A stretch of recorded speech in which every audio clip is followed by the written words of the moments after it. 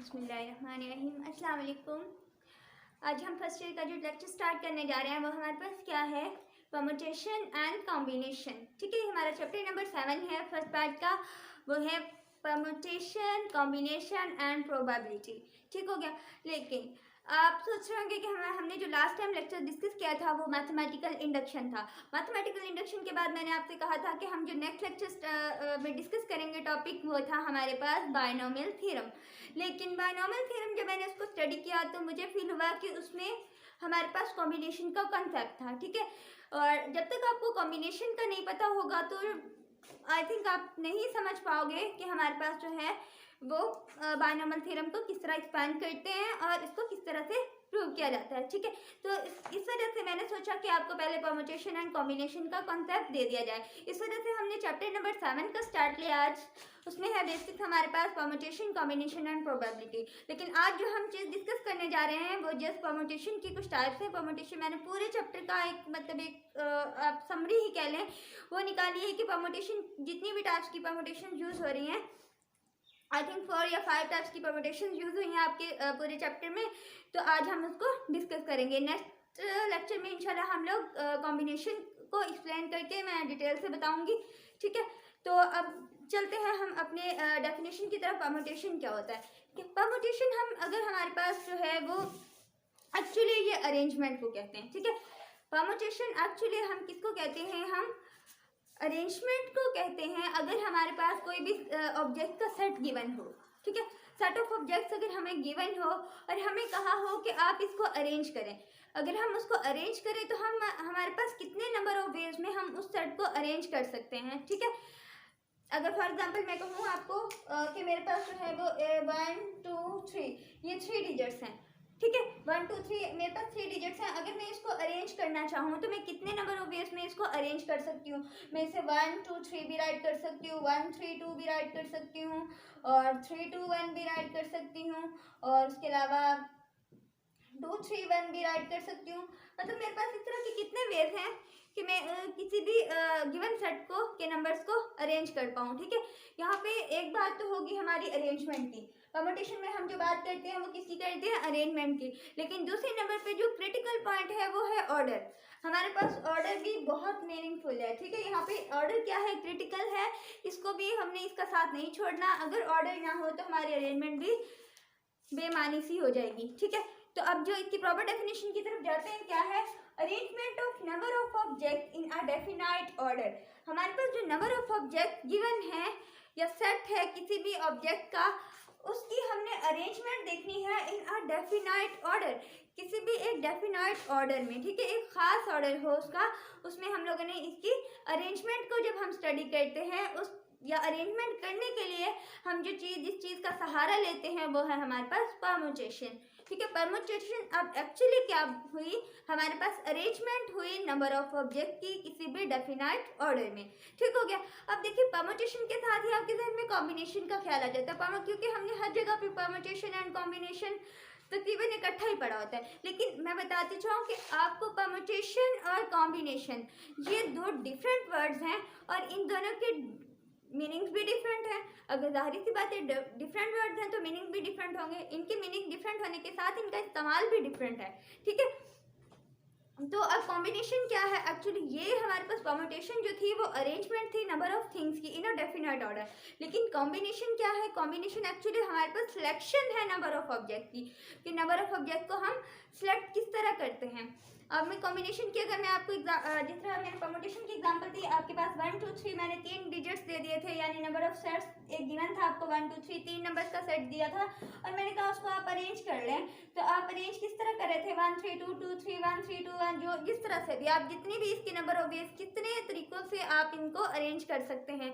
ठीक है, हमारे पास ये हम आगे डिटेल में पढ़ते हैं कि किस तरह हम अरेंज कर सकते हैं। लेकिन फिलहाल मैं सिर्फ ये बताना चाह रही हूँ कि हम इस तरह से अरेंज कर सकते हैं। इनको ऑर्डर जो है वो ऑर्डर भी है और इनकी अरेंजमेंट भी है। ठीक है, तो ये हमारे पास क्या हुई, परम्यूटेशन हुई। परम्यूटेशन अरेंजमेंट के लिए हम परम्यूटेशन इस्तेमाल करते हैं। लेकिन कॉम्बिनेशन क्या है, कॉम्बिनेशन हम सिलेक्शन के लिए यूज़ करते हैं। फॉर एग्जाम्पल अगर मैं कहूँ कि एक हमारे पास क्लासरूम है, ठीक है, क्लासरूम में आपके पास 40 स्टूडेंट्स हैं या 50 स्टूडेंट्स हैं, जितने भी आप क्लासरूम में मैक्सिमम कितने हो सकते हैं, 50 हो सकते हैं।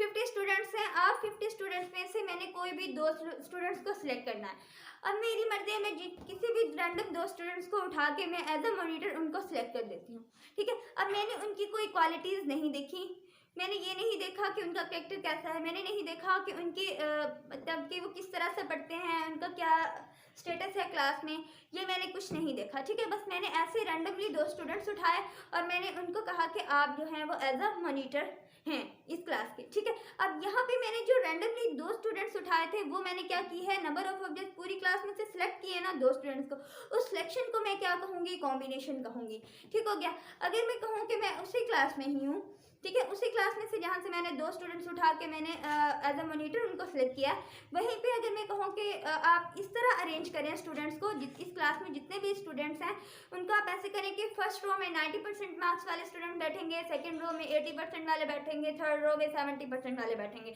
अगर मैं इस तरह से स्टूडेंट्स की अरेंजमेंट करती हूँ, उनको इस तरह से बिठाती हूँ, इसका क्या मतलब है, एक तो मैंने उनको अरेंज किया है और दूसरी बात कि मैंने उनको एक डेफिनेट ऑर्डर लगा दिया है, कि मतलब ऑर्डर क्या है कि 90% वाले जो हैं फर्स्ट रो में हैं, 80% वाले सेकंड रो में, ये क्या है, ऑर्डर। अब जब अरेंजमेंट और ऑर्डर की बात आ जाती है तो हमारे पास परमुटेशन, अब जब मैंने सेलेक्ट किए थे 2 स्टूडेंट्स तो वो हमारे पास क्या था, कॉम्बिनेशन, ठीक हो गया। तो अब आज हम कॉम्बिनेशन को ज़्यादा डिस्कस नहीं करेंगे, बस कॉम्बिनेशन का थोड़ा सा कॉन्सेप्ट देना था, इसकी डेफिनेशन। लेकिन आज हम चल रहे हैं लेके अपने परमुटेशन को। परमुटेशन क्या है, परमुटेशन तो मैंने बता दिया, अरेंजमेंट और किसी भी ऑब्जेक्ट की गिवन सेट ऑफ ऑब्जेक्ट की अरेंजमेंट है डेफिनेट ऑर्डर में, ये तो बात समझ में आ गई, ठीक है। अब हम कहते हैं कि परमुटेशन को मजीद हम कैसे सॉल्व करते हैं, इसके 2 प्रिंसिपल्स हैं, ठीक है। 2 प्रिंसिपल मतलब बेसिक प्रिंसिपल्स कौन से हैं हमारे पास, जो फर्स्ट प्रिंसिपल है वो है मल्टीप्लिकेशन प्रिंसिपल। मल्टीप्लिकेशन प्रिंसिपल में क्या होगा, मल्टीप्लिकेशन प्रिंसिपल में यहाँ राइट करती हूँ, अब आपके सामने मैंने राइट किया है फर्स्ट प्रिंसिपल। फर्स्ट प्रिंसिपल क्या है, मल्टीप्लिकेशन प्रिंसिपल। मल्टीप्लिकेशन प्रिंसिपल में हम क्या करेंगे, अगर हमारे पास m वेज हों, ठीक है, there are m ways to do one thing, कोई भी काम करने के लिए हमारे पास m तरीके हैं, and n ways to do an other thing, और दूसरा काम करने के लिए हमारे पास कोई n तरीके हैं, तो हमारे पास जो है वो टोटल कितने तरीके होंगे एक मतलब काम को करने के लिए, ठीक है। There are m cross n ways to do thing, हम m ways को n ways से मल्टीप्लाई कर देंगे और हमारे पास m क्रॉस n जो है ways निकल आएंगे किसी एक काम को करने के लिए। मतलब हमारे पास जो है कोई एक काम करने के लिए हमारे पास 10 बंदे हैं, ठीक है, और जो है वो दूसरा काम करने के लिए हमारे पास जो है वो कोई 20 बंदे हैं, ठीक है। अब क्या है, हमने नंबर ऑफ वेज देखने हैं, ये जो हमारे पास गिवन सेट हैं इनमें से हमने देखना है कि नंबर ऑफ वेज कितने हैं, कि कोई भी मतलब उस ग्रुप का एक बंदा इस ग्रुप के साथ, उस ग्रुप का दूसरा बंदा इसके फर्स्ट ग्रुप के साथ, इस तरह हम लोग कितनी कॉम्बिनेशन मतलब कितनी परमुटेशन बना सकते हैं, कितनी अरेंजमेंट कर सकते हैं। इस अरेंजमेंट के लिए हम जो यूज़ करते हैं वो क्या है, मल्टीप्लिकेशन प्रिंसिपल। तो अगर m वेज हो किसी एक काम करने के लिए और n वेज हो किसी दूसरा काम करने के लिए, हमारे पास जो टोटल वेज होंगे वो कितने होंगे, m क्रॉस n वेज होंगे किसी एक काम करने के लिए। इसकी मैं आपके सामने एक एग्जाम्पल रखती हूँ तो आप समझ जाएंगे, ठीक है। एग्जाम्पल मैं यहाँ पे राइट करती हूँ, मैं इसको रेज कर दूँ। कॉम्बिनेशन में एक और बात बताती जाऊँ कि कॉम्बिनेशन में ऑर्डर का कोई कंसर्न नहीं होता। चलिए कॉम्बिनेशन हम नेक्स्ट लेक्चर में जब डिटेल से डिस्कस करेंगे इसकी डेफिनेशन को दोबारा से बताऊंगी, ठीक हो गया। अब मैं इसकी क्या करती हूँ, यहाँ पे एग्जाम्पल राइट करती हूँ। एग्जाम्पल में देखें, अगर आपके पास ऐसा हो, अगर मैं कहूँ कि मेरे पास 4 बैग्स हैं, ठीक है, यहाँ पे 4 बैग्स हैं, यहाँ पे मैं बैग्स बना लेती हूँ, ये बैग, एक ये बैग है,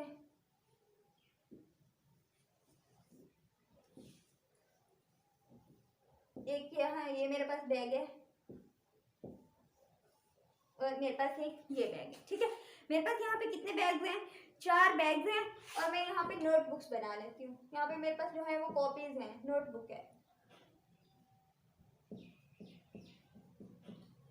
यहाँ पे मेरे पास क्या है, नोटबुक है।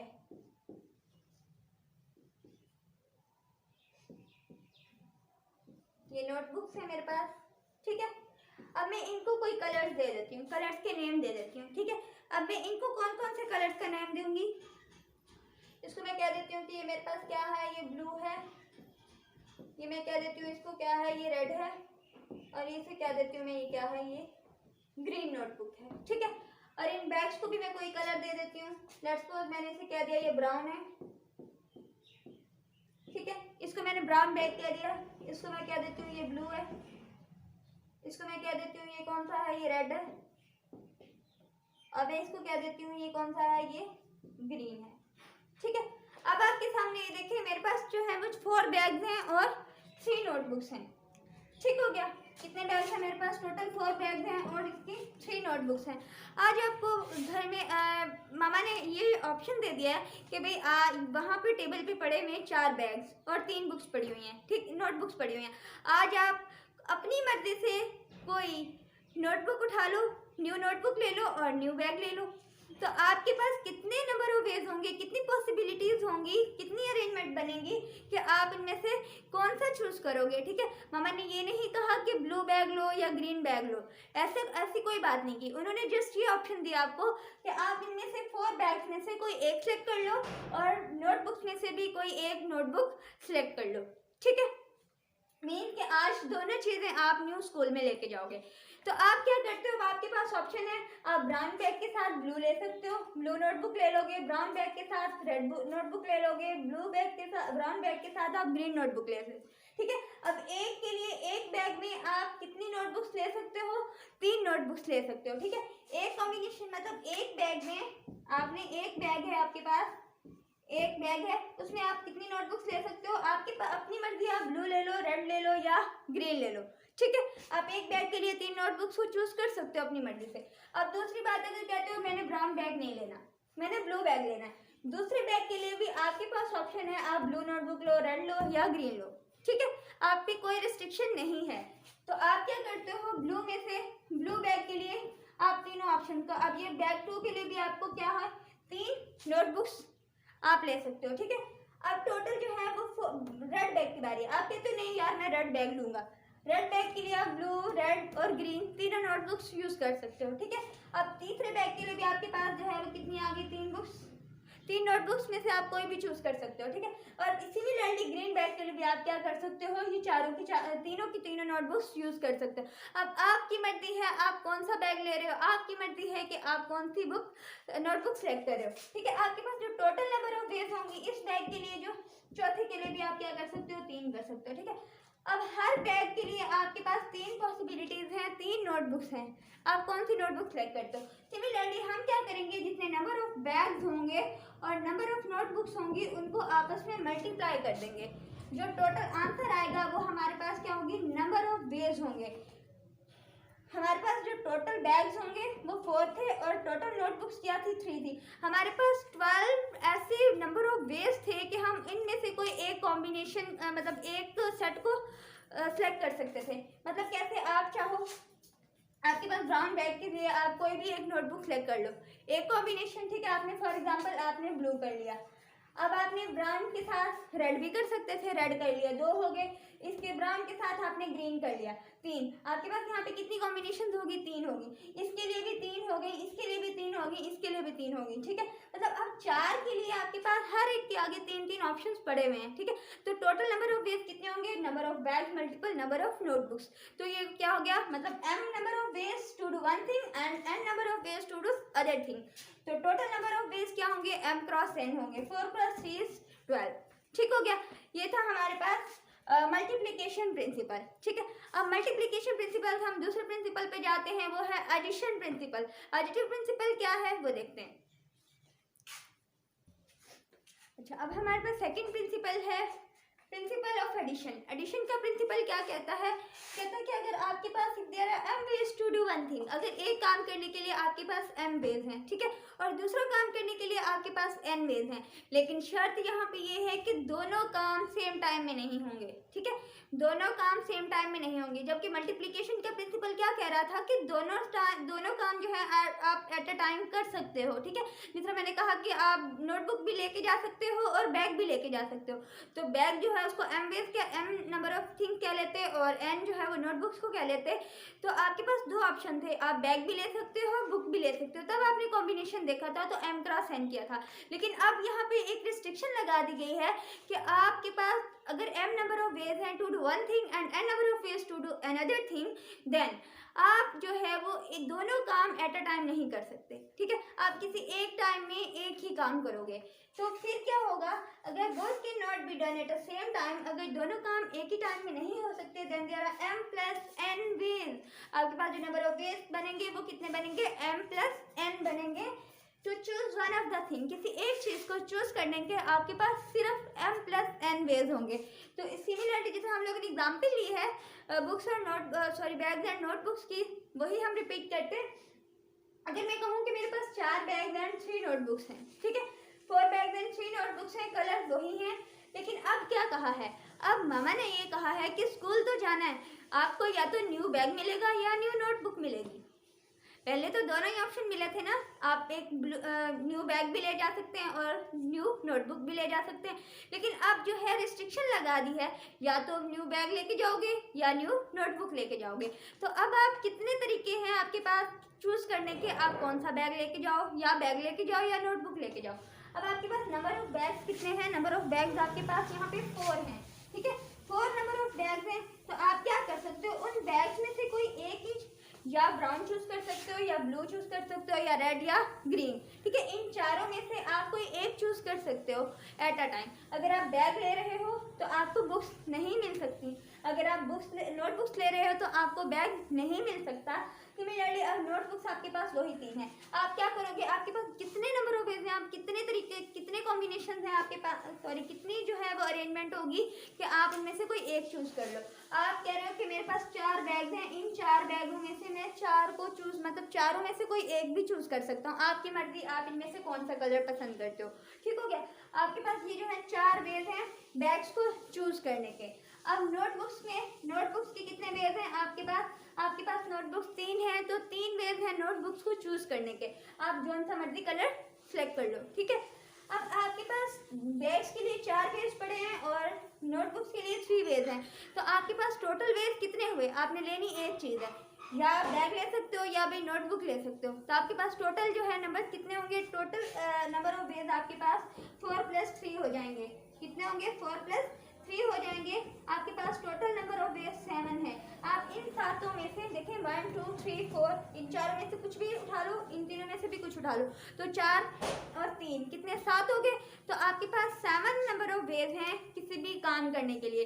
जब आप इस तरह की आपको कोई ये रिस्ट्रिक्शन लगा दी जाए कि दोनों काम जो है वो आप एक टाइम में नहीं कर सकते, तब आप क्या कौन सा प्रिंसिपल यूज करेंगे, प्रिंसिपल ऑफ एडिशन। और जब आपके पास दोनों काम एट अ टाइम करने की आपको परमिशन मिल जाए, तब आप क्या करोगे, मल्टीप्लिकेशन प्रिंसिपल यूज करोगे, राइट। अब क्या करते हैं अब हम इस तरह का कोई एक क्वेश्चन कर लेते हैं ताकि आपको समझ आ जाए, ठीक है। लेट्स सी,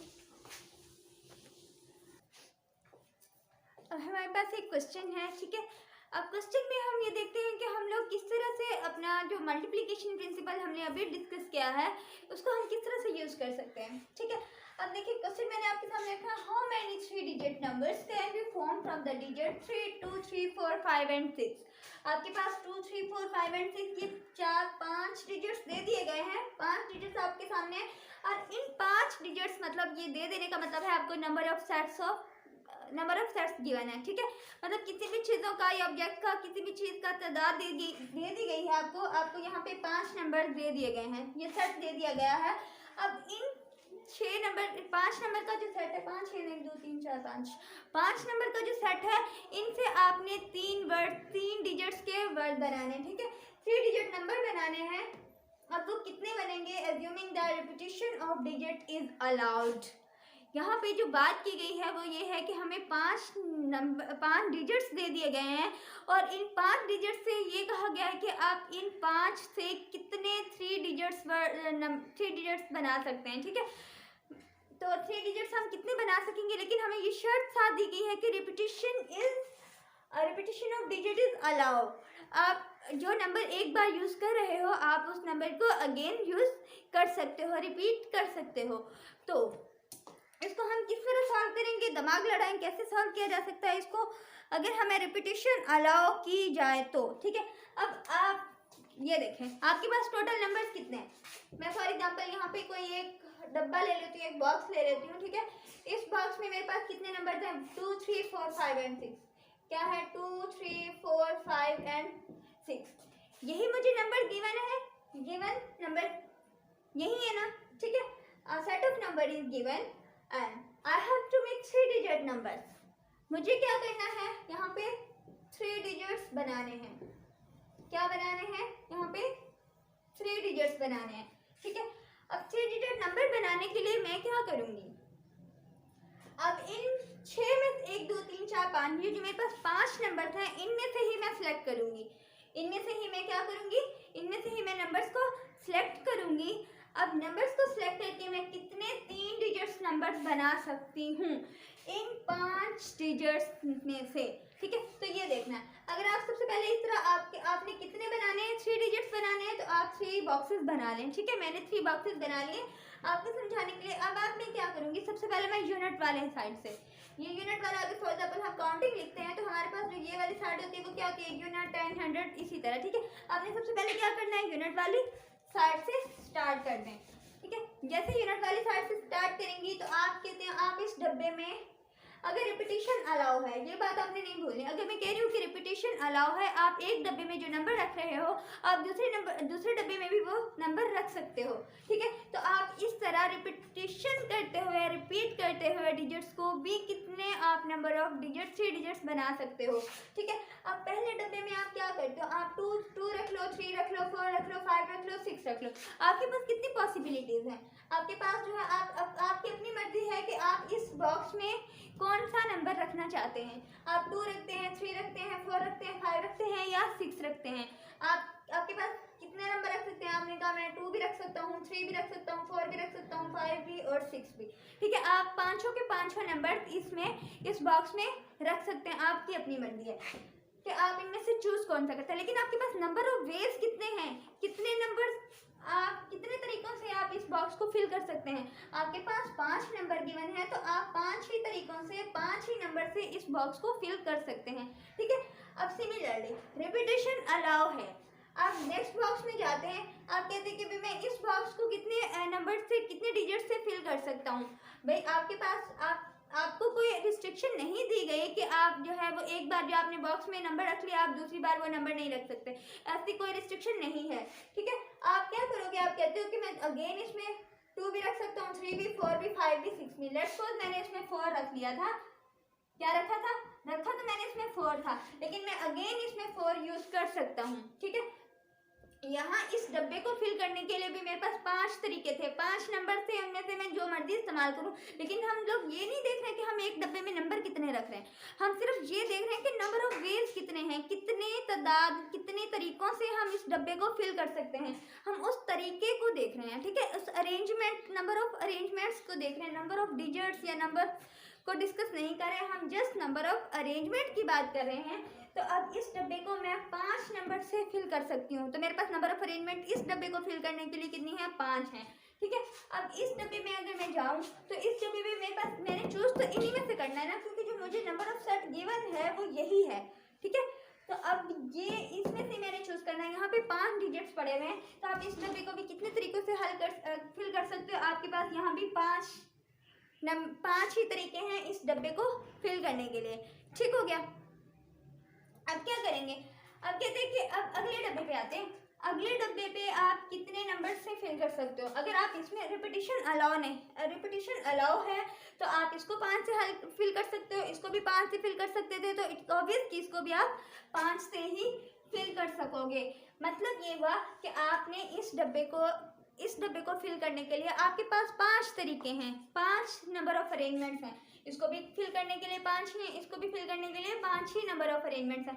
आपकी मर्जी है कि आप इसको, फॉर एग्जांपल अगर मैं कहती हूँ कि मैं इसमें रख लेती हूँ 2 3 4, ठीक है, एक और डब्बा बनाती हूँ उसमें रख लेती हूँ 2 4 3, अगला बनाती हूँ उसमें रखती हूँ 4 3 2। इस तरह के जो मेरे पास 3 डिजिट्स नंबर्स बनेंगे वो कितने बन जाएंगे, तो ये निकालने के लिए हमने क्या किया है, इनकी नंबर ऑफ वेज को देखा है। पहले डब्बे में भी 5 नंबर ऑफ वेज थे, दूसरे में भी 5, तीसरे में भी 5। अब यहाँ पे क्या कह रहा है कि रिपीटिशन जब अलाउ है तो हमारे पास जो टोटल नंबर ऑफ वेज हैं 3 डिजिट्स बनाने के वो कितने हैं, m cross n cross m, मतलब ये सारे 5 क्रॉस 5 क्रॉस 5। तो ये आपके पास कितने बनते हैं, 5 cross 5 is 25 and 25 multiply 5 is 125।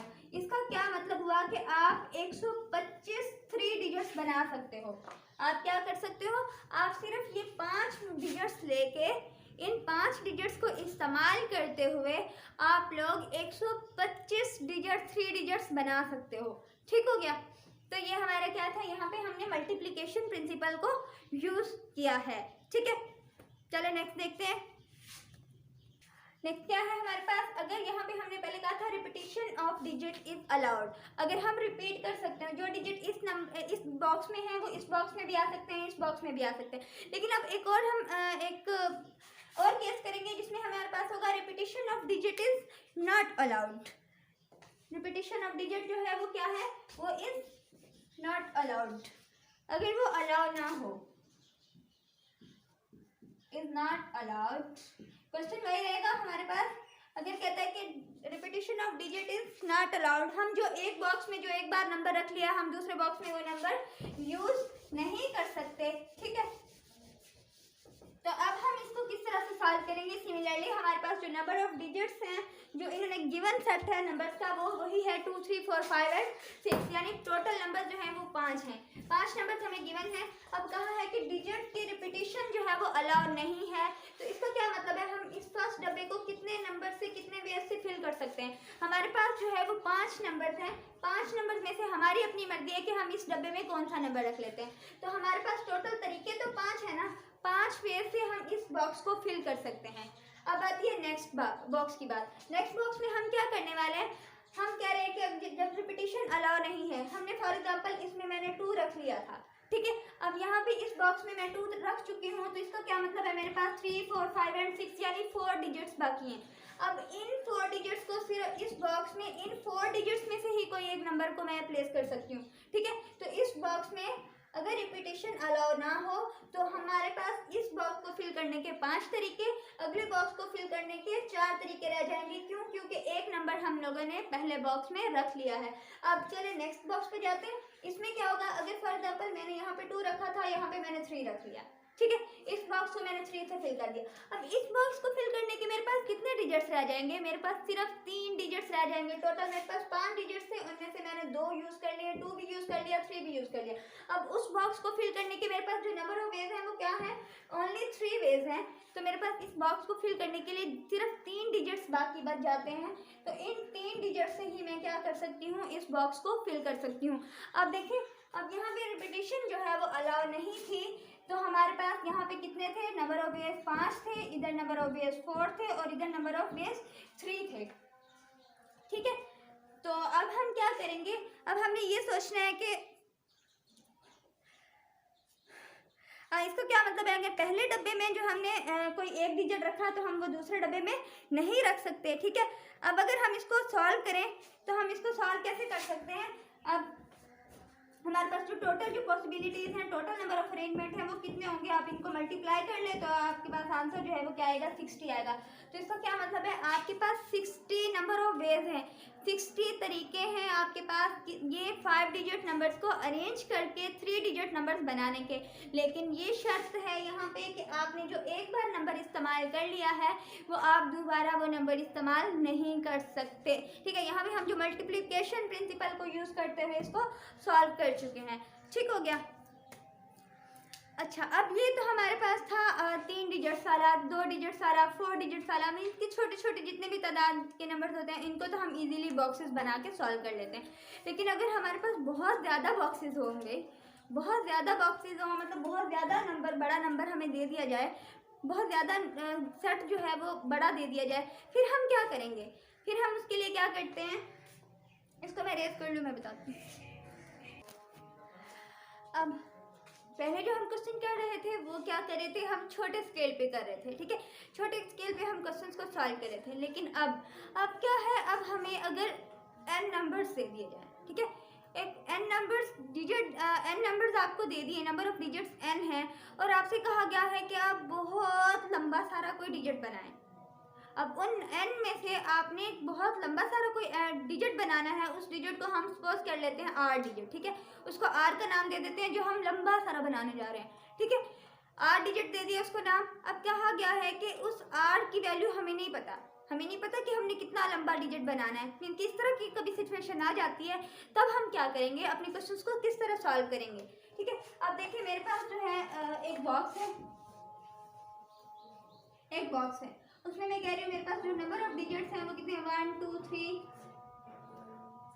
4 5 up to so on, ठीक है। मतलब n नंबर ऑफ डिजिट्स हैं। मेरे पास कितने डिजिट्स हैं, n नंबर ऑफ डिजिट्स हैं, और मैंने इनमें से इन डिजिट्स को लेके 8 नंबर डिजिट बनाना है। 8 नंबर डिजिट क्या है, मतलब मैंने एक बहुत लंबा सारा डिजिट बनाना है, और मैं उसको कैसे बनाऊंगी। तो अगर जिस तरह हम लोग ये बॉक्सेस वाला जो काम करे थे, अगर उसी को फॉलो करें तो उसमें क्या होगा।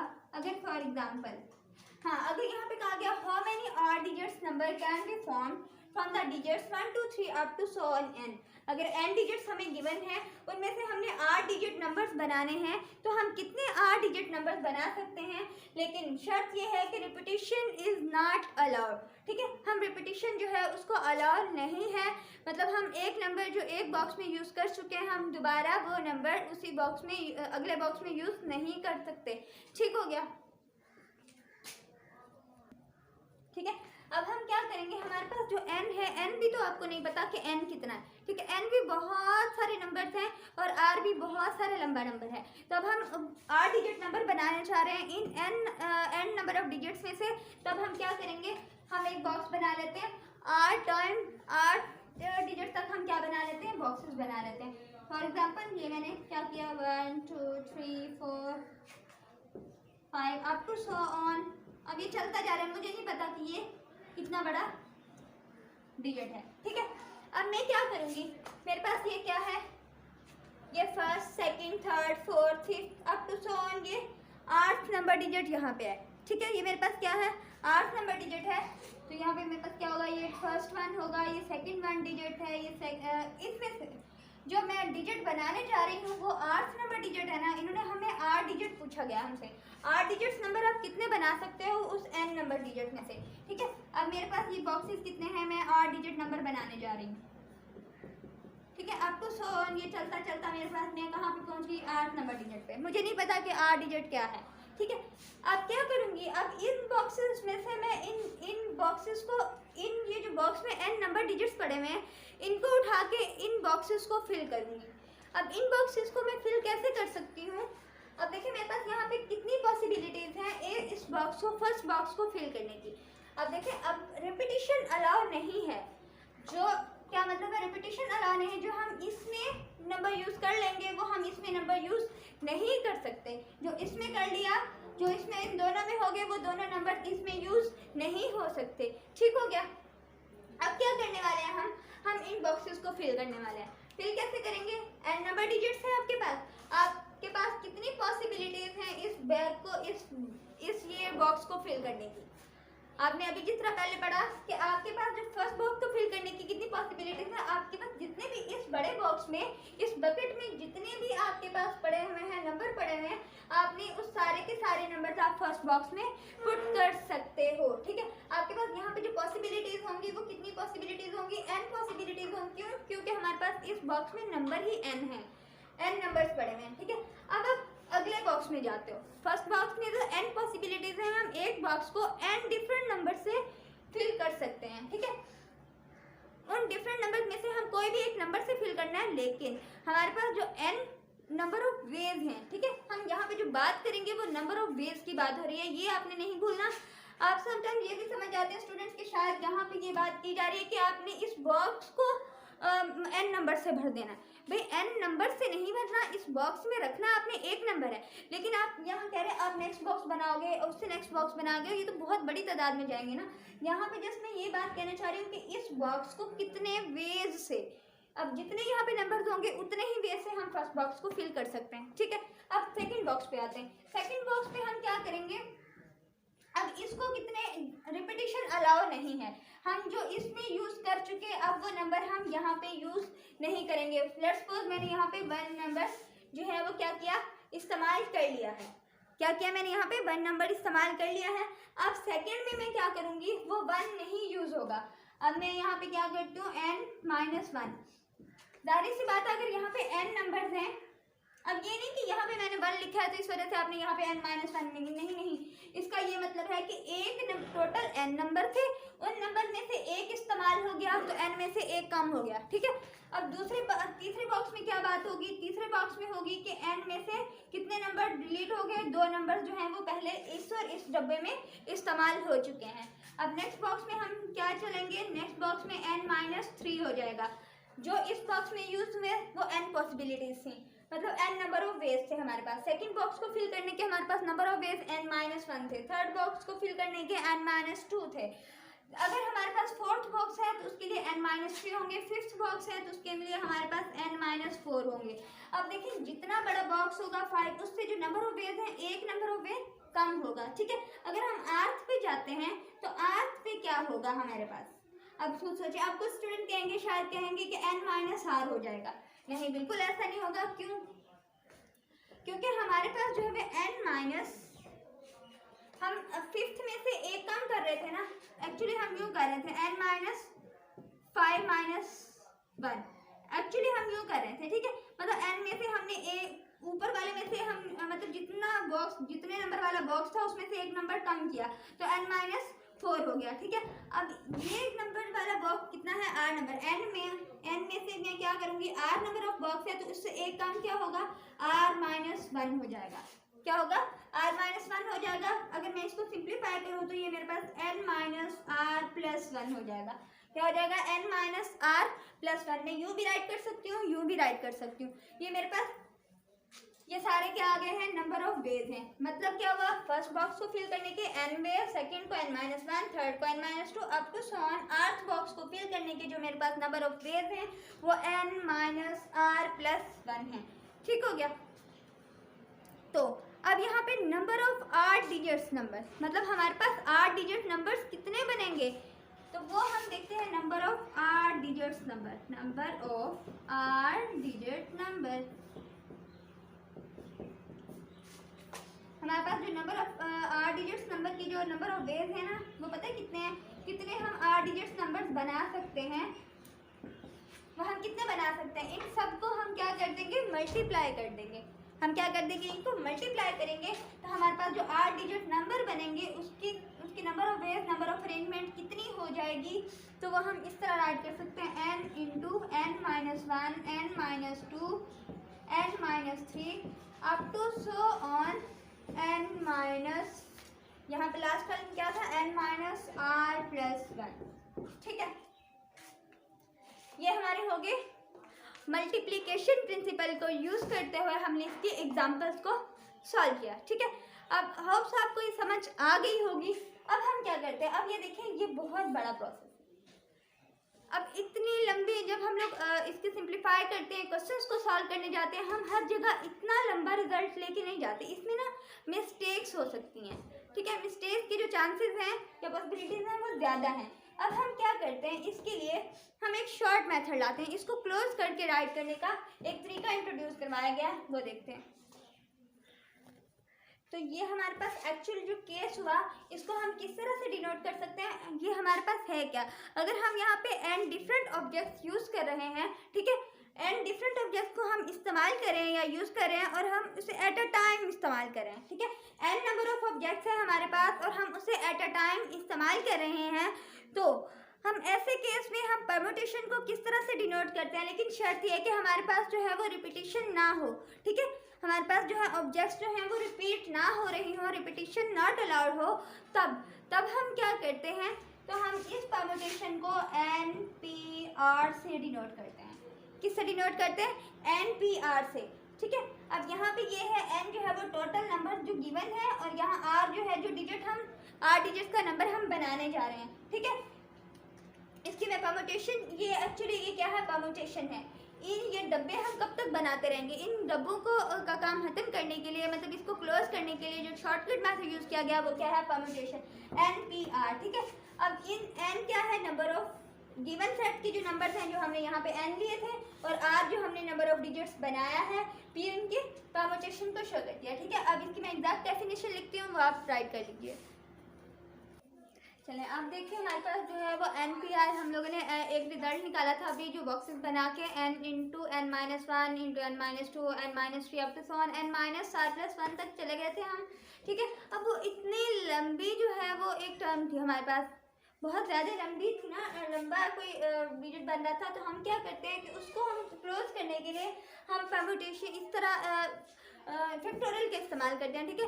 लेकिन यहाँ पे आप कह देंगे परम्यूटेशन का फैक्टोरियल से क्या लेना देना, तो मैं आपको बताऊं कि अगर पहले वाली डेफिनेशन को हम रिपीट करें, number of permutation of n different object, ठीक है। हमने n डिफरेंट ऑब्जेक्ट्स ली थी, उनकी number of permutation r at a time, और जो r ऑब्जेक्ट्स जो है r एट अ टाइम, अगर यहाँ पे r जो है वो लेस इक्वल हो n से, and objects do not repeat, जो अभी मैंने पहले आपको एग्जांपल दी कि हमारे पास n ऑब्जेक्ट्स थे और हम लोगों ने उसमें से n टर्म से n वर्ड से या n डिजिट से हम लोगों ने r डिजिट्स बनाए थे। r डिजिट्स वाला जो है वो एक कितने नंबर बन सकते थे हमारे पास वो देखे, लेकिन हमने इसमें ये कहा था कि हमारे पास जो रिपीटेशन है वो अलाउ नहीं है, कि मतलब रिपीट नहीं होने चाहिए ऑब्जेक्ट्स।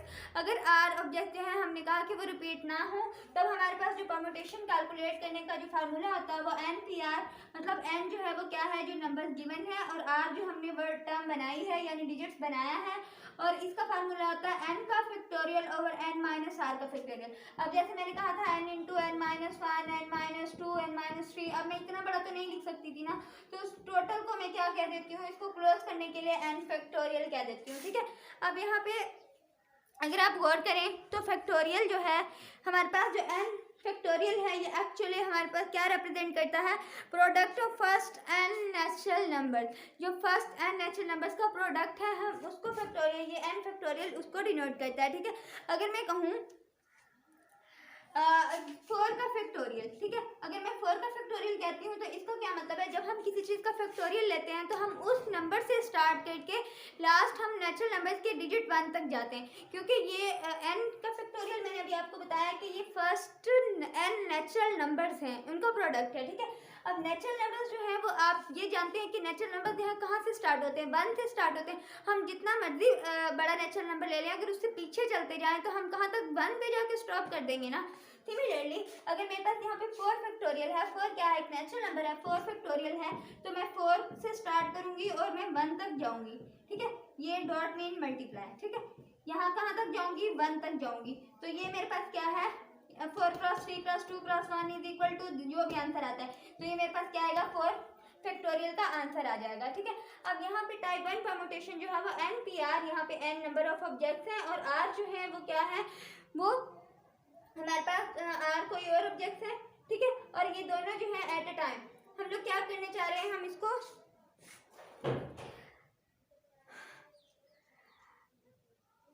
यहाँ पे n डिफरेंट ऑब्जेक्ट्स लिखे, टेकन एट अ टाइम, ठीक है। यहाँ पे क्या आएगा? Taken at a time, and objects do not repeat. जब रिपीट ना हो तो हमारे पास ये वाला फार्मूला होता है, और जब रिपीट हो रही हो वो भी मैं अभी आपको बताऊंगी तब फार्मूला कैसे बनेगा। लेकिन अब जब ऑब्जेक्ट्स रिपीट ना हो और n डिफरेंट ऑब्जेक्ट्स हों और हमने 8 डिजिट नंबर निकालने हों, उनकी नंबर ऑफ अरेंजमेंट्स निकालनी हो, तब हम ये वाला फार्मूला इस्तेमाल करते हैं। अब यहाँ पे फैक्टोरियल यूज हो रहा था, मैंने आपको फैक्टोरियल भी बताया। फैक्टोरियल हम बहुत लंबी जो टर्म होती है उसको शॉर्ट करने के लिए हम क्या करते हैं? सिंप्लीफाई, अपना जो टर्म है उसको सिंप्लीफाई करने के लिए या अपनी कैलकुलेशन को आसान बनाने के लिए हम फैक्टोरियल का इस्तेमाल करते हैं, ठीक हो गया। अब NPR हम किस तरह फार्मूला में इस्तेमाल करेंगे? इस तरह से हम एक कोई क्वेश्चन ले लेते हैं। वो क्वेश्चन कैसा है? अगर मैं वही कहूँ, अगर मैं आपको एक एग्जांपल दूं कि, और अब जो दूसरा केस है हमारे पास, यहाँ पे ये था जब रिपीटिशन जो है वो क्या है? Repetition is not allowed, repetition not allowed, ठीक है। अब यहाँ पे अब हम कर रहे हैं कि रिपीटिशन अलाउ हो, तब हम क्या करेंगे? आपको पता है, अब सिमिलरली हम वैसा ही एक बास्केट लेंगे, ठीक है, बकेट ले लिया या कोई बॉक्स ले लिया, उसमें हम लोगों ने n नंबर्स रखे। कितने नंबर्स रखे हमने? हमारे पास वही n नंबर्स हैं, अप टू सो ऑन, ये n नंबर्स हैं हमारे पास, और हम इन n नंबर्स को क्या कह रहे हैं, इन n नंबर से हमने 8 डिजिट नंबर बनाना है, ठीक है। अब 8 डिजिट नंबर बनाने के लिए, जिस तरह अभी हम लोगों ने पहले ऊपर एक एग्जांपल की थी, सिमिलरली वैसे ही हम क्या कहेंगे, हमने एक 8 डिजिट नंबर बनाया से सो यहाँ तक हमारे पास ये है, समझेंगे ये 8 है। अब हम नहीं जानते कि टोटल कितने हैं, ठीक है। अब हम क्या करेंगे, इसको फर्स्ट मान लेते हैं, इसको फर्स्ट मान, ये सेकंड है, and this is third one, and now fourth one, and this आर्थ वन, ठीक है।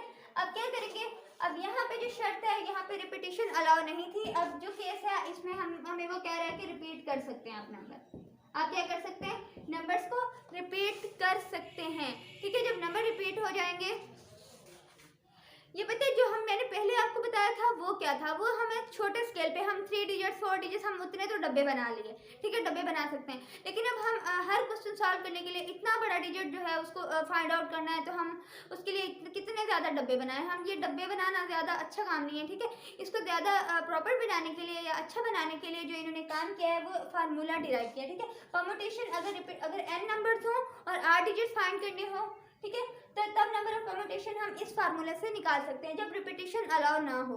लेकिन अगर सेम वही बात कि नंबर ऑफ n नंबर्स हमें गिवन हो और 8 डिजिट फाइंड करने हो और रिपीटेशन अलाउ हो, तब हम क्या फार्मूला यूज़ करते हैं, मैं फार्मूला बना के दिखा रही हूँ डब्बू से ही, तो उसका फार्मूला आपको याद रहेगा। अच्छा, फर्स्ट जो है इसमें कितनी नंबर ऑफ वेज हो सकते हैं इस डब्बे को फिल करने के लिए। इट्स ऑब्वियस कि अगर टोटल तादाद n है तो यहाँ पे फर्स्ट डब्बे को हम n तरीकों से फिल कर सकते हैं। और सेकंड में क्या, अभी उन्होंने कहा है कि रिपीटेशन अलाउ है।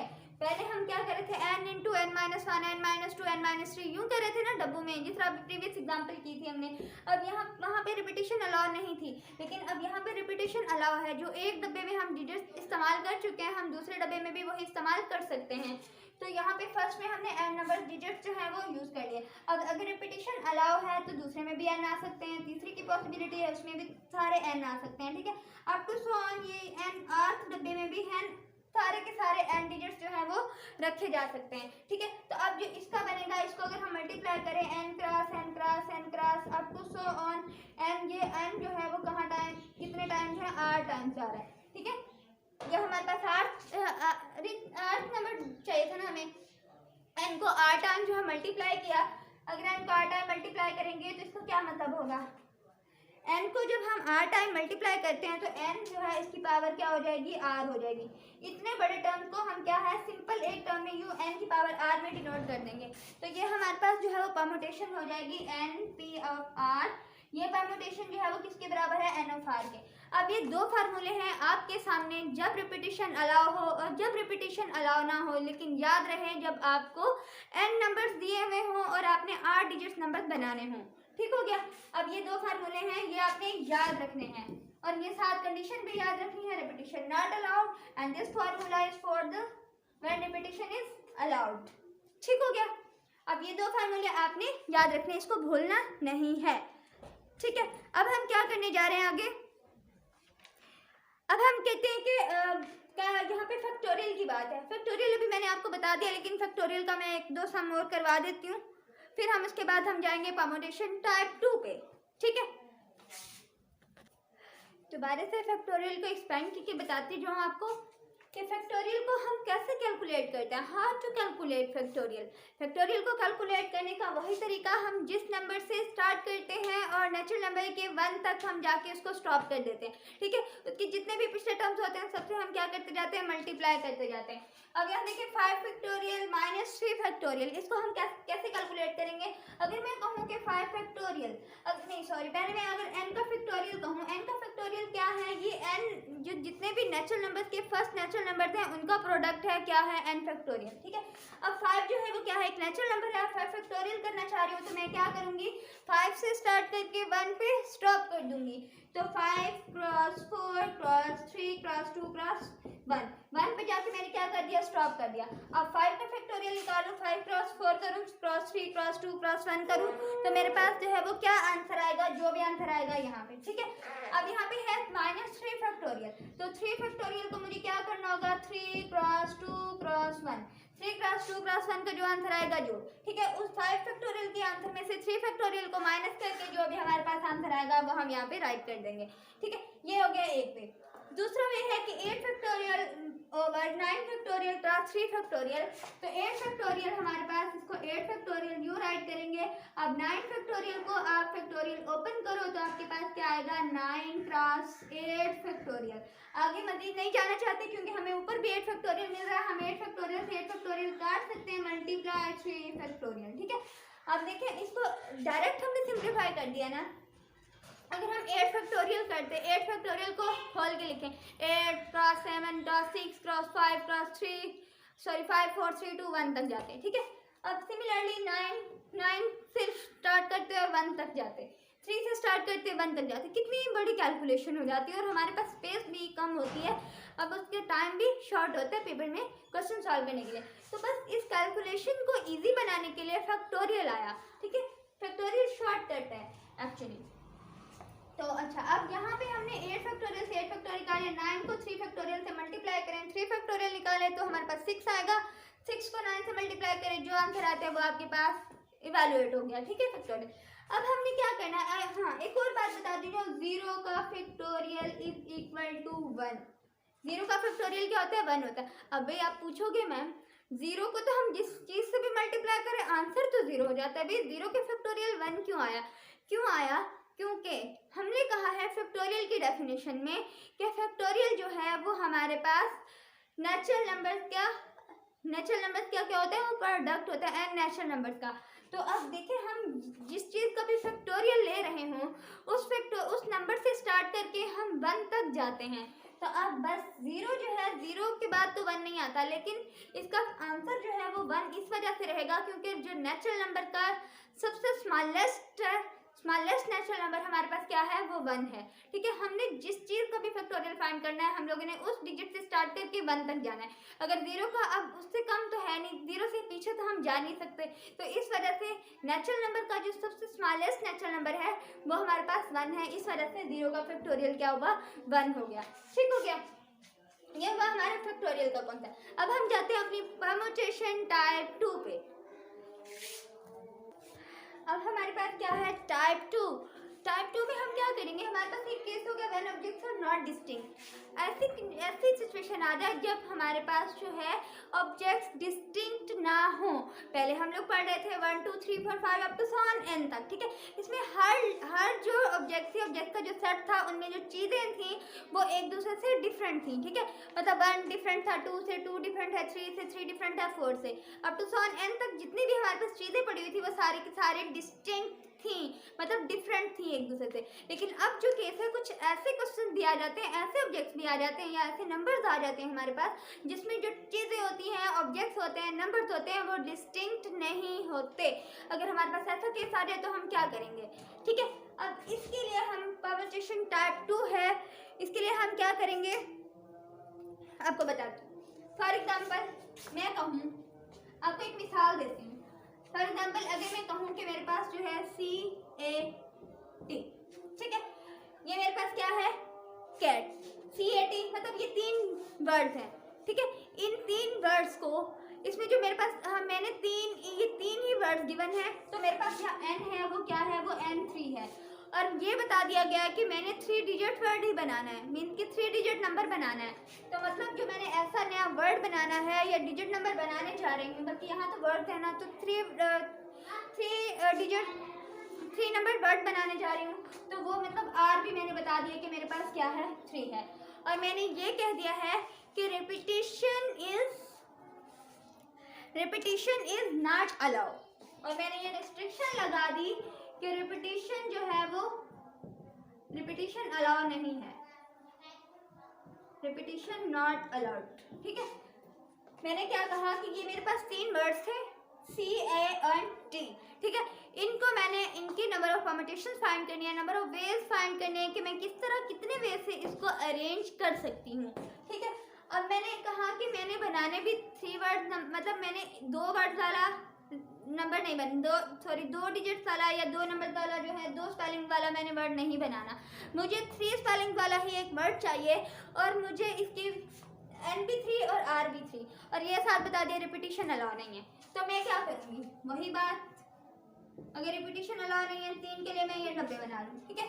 यहाँ फर्स्ट में मैं कितने वर्ड्स राइट कर सकती हूँ, मैं 3 वर्ड राइट कर सकती हूँ।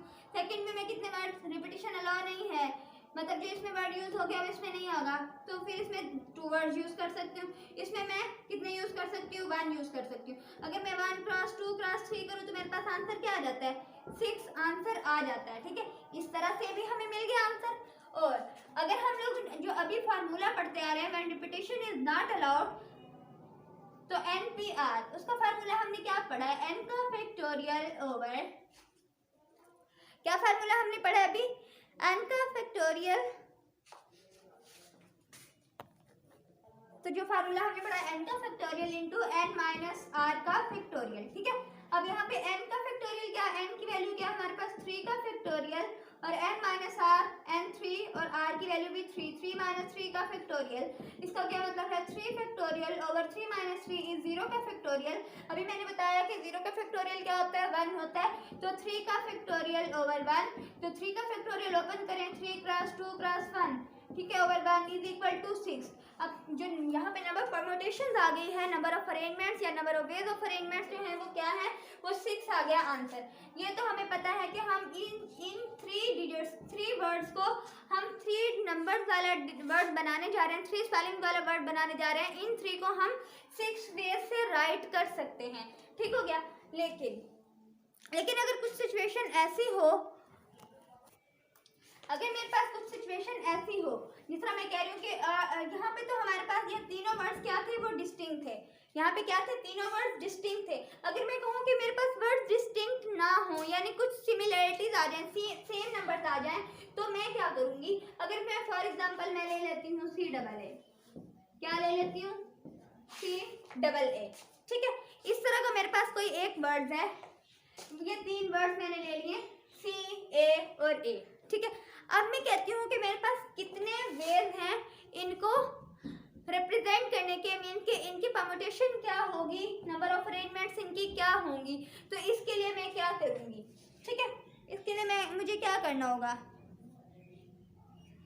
अब यहाँ पे मेरे पास 6 वेज थे ना, यहाँ पे कितने वेज थे, 6 वेज थे। तो इसको मैं किस तरह से 6 वेज मतलब किस तरह बना सकती थी, मैं CAT कर लूँ, यहाँ पे मैं CAT कर सकती थी, CTA कर सकती थी, और उसके अलावा मैं क्या कर सकती हूँ, ACT कर सकती हूँ, ATC कर सकती हूँ, ACT आ गया, यहाँ पे ATC आ जाएगा, ठीक है। उसके अलावा और देखें आपके पास कौन सी पॉसिबिलिटीज़ हैं, TCA आ जाता है, TCA, और क्या आ सकता है आपके पास, TAC आ जाता है, ठीक है।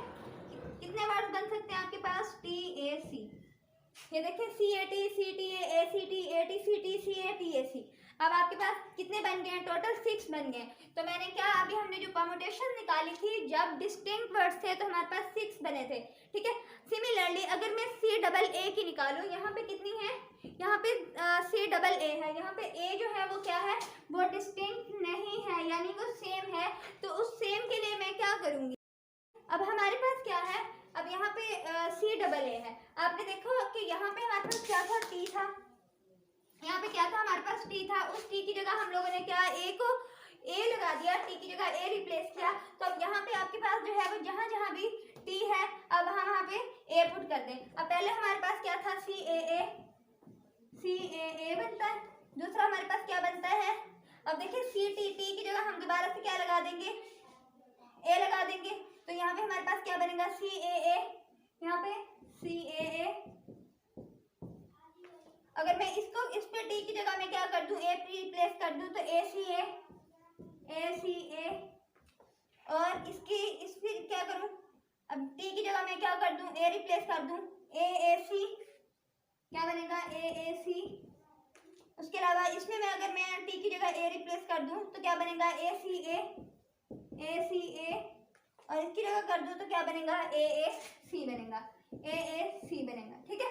अब इनकी अगर परम्यूटेशंस को मैं देखूं, अगर इसको आप बॉक्स में बनाना चाहो तो वही तरीका है इसका भी, ठीक है, बॉक्स वाला भी, लेकिन मैंने सिंपली जल्दी कर दिया ये। अब देखिए आपके पास कितने डिजिट्स रिपीट, ये भी सेम है, और ये वाले भी सेम है, और ये वाले भी सेम है, ठीक है। आपके पास कुछ डिजिट्स हैं जो क्या आ रहे हैं, बिल्कुल सेम आ रहे हैं।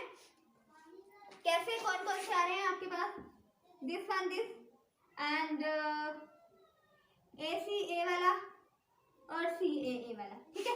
ये ऐसे पेज हैं जो क्या आ रहे हैं, बिल्कुल आपके पास सेम आ रहे हैं, ठीक है। अब मतलब हमारे पास जो टोटल वेज बने वो कितने बने, इसमें से 3 वेज बने, कितने बने, यहाँ पे हमारे पास 3 वेज बन रहे हैं ना, ठीक है। परमुटेशन अब हम लोगों ने नहीं, बल्कि पहले हम देखते हैं कि टोटल परमुटेशन हमारे पास जो है वो टोटल परमुटेशन क्या थी, 6 थी, और 6 में से हमने देखा कि रिपीट कितने हो रहे हैं, ठीक है। और रिपीट होने से हम क्या कर देंगे, हमारे पास जो है 2 डिजिट्स जो है सेम थे, तो 2 पे 2 फैक्टोरियल से हमने डिवाइड कर दिया। अब 3 का फैक्टोरियल क्या होता है, हमारे पास 6 होता है, या इसको हम दूसरी राइट करें 3.2 का फैक्टोरियल, 3.2 का फैक्टोरियल ओवर 2 का फैक्टोरियल, 2 के फैक्टोरियल से 2 का फैक्टोरियल कैंसिल, और आंसर हमारे पास क्या आ जाता है, 3 आ जाता है, ठीक हो गया। लेकिन अब शायद इस एग्जांपल से आपको इतना समझना है, मैं एक और एग्जांपल लेती हूँ। अगर फॉर एग्जांपल मैं एक वर्ड ले लूँ मैथमेटिक्स, ठीक है, उस मैथमेटिक्स को लेके अगर मैं आपको ये एग्जांपल समझाऊँ तो आई होप कि आपको समझ आ जाएगी। लेट्स सी, इसमें सिंपल सी बात यह है कि जब आपके पास डिस्टिंक्ट नंबर्स डिस्टिंक्ट ना हो, अब देखें जब ऑब्जेक्ट्स या नंबर्स डिस्टिंक्ट ना हो, इसमें m जो है वो कितनी बार रिपीट हो रहा है, 2 टाइम रिपीट हो रहा है, a कितनी बार रिपीट हो रहा है, a 2 टाइम्स रिपीट हो रहा है, t कितनी टाइम रिपीट हो रहा है, t जो है वो 2 टाइम्स रिपीट हो रहा है, ठीक है। उसके अलावा कोई और चीज रिपीट हो रही है, नहीं हो रही, ठीक है। अब देखें, अब हमने सबसे पहले क्या करना होगा, इस तरह का अगर क्वेश्चन आ जाए जब हमारे पास ऐसे चीजें आ जाएं जो डिस्टिंक्ट ना हो और उनकी परमुटेशन नंबर ऑफ अरेंजमेंट्स हमने फाइंड करनी हो, तो हम क्या करेंगे, तो इस पे फोकस कीजिएगा। हमने देखना है कि हमें जो टोटल जो नंबर गिवन है उसकी तादाद कितनी है, ठीक है, उसके टोटल नंबर्स ऑफ लेटर्स कितने हैं। यहाँ पे हम इसके टोटल नंबर ऑफ लेटर्स गिनेंगे, total number of letters, total number of letters हमारे पास कितने हैं, आप देखें m से लेकर s तक स्टार्ट करें, 1 2 3 4 5 6 7 8 9 10 11। अब जो मैथमेटिक्स वर्ड है इसमें हमारे पास जो नंबर ऑफ लेटर्स हैं वो कितने हैं, वो 11 लेटर्स हैं। अब टोटल नंबर कितने हैं हमारे पास, 11 हो गए। अब हमने दूसरी बात क्या देखनी है, दूसरी बात हमने देखनी है कि रिपीटेड कौन कौन से हैं। अब यहाँ पे m रिपीटेड है, ठीक है, m हमारे पास क्या है, m रिपीटेड है, तो हम कहेंगे m of same kind, m of same kind मतलब सेम m जो है वो कितना है, m ऑफ सेम काइंड, तो m कितने हैं यहाँ पे, m 2 है, ठीक हो गया। अब a of same kind, a कितने हैं, a भी सेम है, सॉरी 2 ही है, a ऑफ सेम काइंड वो क्या होगा, वो भी 2 होंगे, ठीक है। अब यहाँ पे t जो है रिपीटेड है, t भी कितने टाइम्स है, 2 टाइम्स है, t of same kind, t जो है वो कितनी किस्म का है, यहाँ पे वो भी t जो है वो सेम है, वो भी कितनी बार है, वो 2 बार है, ठीक हो गया। अब हमने क्या करना है, नंबर ऑफ परमुटेशंस फाइंड करनी है। क्या करने जा रहे हैं हम, नंबर ऑफ परमुटेशंस यानी नंबर ऑफ रीअरेंजमेंट फाइंड करने जा रहे हैं। तब हम क्या करेंगे, एक वर्ड था मैथमेटिक्स जो कि जिसमें डिस्टिंक्ट ऑब्जेक्ट्स नहीं थे, when objects are not distinct, तो हमने क्या करना होता है, सबसे पहले टोटल नंबर ऑफ ऑब्जेक्ट्स देखनी होती हैं, टोटल नंबर ऑफ ऑब्जेक्ट्स, अब ये ऑब्जेक्ट्स नहीं यानी ये कि लेटर्स हैं, तो टोटल नंबर ऑफ लेटर्स देखे वो 11 थे। अब हमने देखे इनमें से रिपीटेड कौन कौन से हैं, सेम कौन कौन से, m सेम था, a सेम था, t सेम था, तो m कितनी बार था, 2 बार था, a कितनी बार था, 2 बार था, t कितनी बार था, 2 बार था, ठीक है। हमने ये राइट कर दिया, हमें पता चल गया a t और m 2 टाइम्स रिपीट हो रहे हैं। अब हम परमुटेशन का फार्मूला क्या लगाएंगे, हम कैसे परमुटेशन फाइंड करेंगे, हम इसका आंसर यूं निकालते हैं, number of permutation, number of permutation, permutation की जो नंबर होगी वो तादाद होगी, अरेंजमेंट्स की वो कितनी तादाद बन सकती है हमारे पास। टोटल नंबर कितना है हमारे पास भाई, 11 है, टोटल नंबर कितना है हमारे पास 11 है, तो 11 का फैक्टोरियल क्या आएगा, 11 का फैक्टोरियल डिवाइडेड बाय, अब जितने भी सेम काइंड्स के हैं वो क्या होंगे, 2 फैक्टोरियल, दूसरा भी 2 फैक्टोरियल एंड तीसरा भी 2 फैक्टोरियल, जितने भी सेम काइंड के होंगे उनको टोटल से डिवाइड कर देंगे उनका फैक्टोरियल लेके, ठीक है। अब यहाँ इसको कैलकुलेट करें तो आपके पास इसको कैलकुलेट करने से क्या आंसर आ जाता है, 11 का फैक्टोरियल ओवर 2 का फैक्टोरियल क्या होगा, 2 को 1 से मल्टीप्लाई करें तो 2 होगा, 2 क्रॉस 2 क्रॉस 2, ठीक है। अब 11 का फैक्टोरियल आप निकालें, 11 क्रॉस 10 क्रॉस 9 क्रॉस 8 7 5 4 3 2 1 तक जाएं, ठीक है, और डिवाइड कर दें इससे, तो आपके पास जो आंसर आएगा वो आपके पास क्या होगा, परमुटेशन निकल आएगी। कौन सी वाली परमुटेशन? जब हमारे पास चीज़ें डिस्टिंक्ट नहीं होती, मतलब डिफरेंट नहीं होती, जब हमारे पास कुछ चीज़ें सेम सेम आ जाएं तब हम परमुटेशन इस तरह से कैलकुलेट करते हैं। ठीक है, आपकी आज 2 टाइप्स हुई कंप्लीट परमुटेशन की। 3rd type and 4th type जो है अभी बाकी है, वो इंशाल्लाह हम नेक्स्ट लेक्चर में डिस्कस करेंगे। मैंने कोशिश तो की थी कि आज ही सारा कवर करवा दूँ, लेकिन लेक्चर काफ़ी लंबा हो रहा है, तो सॉरी। इंशाल्लाह नेक्स्ट लेक्चर में डिफरेंट टाइप, जो बाकी 2 टाइप्स रह गई हैं वो डिस्कस करेंगे। अब के लिए इजाज़त, बाय बाय।